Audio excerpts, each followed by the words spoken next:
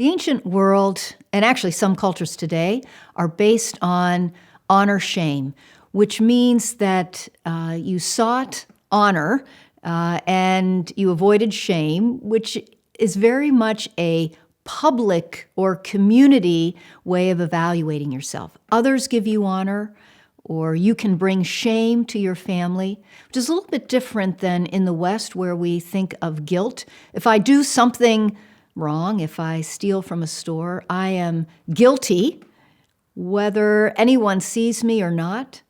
Whereas in an honor-shame culture, the right or wrong of something is tightly tied to how it also promotes the family or the community or the state. One of the ways in antiquity to really hurt another person is to shame them.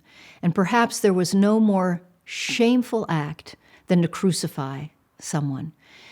Most of the time, those who were crucified were men, and most of the time they were crucified naked.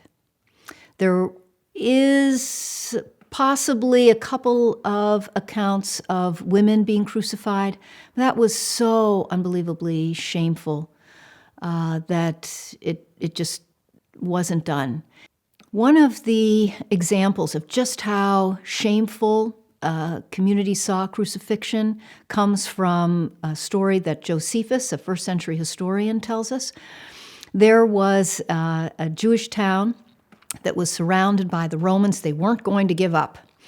And every day, some of the Jewish young men would come out of the town, the fortified town, and kind of taunt the soldiers, the Roman soldiers.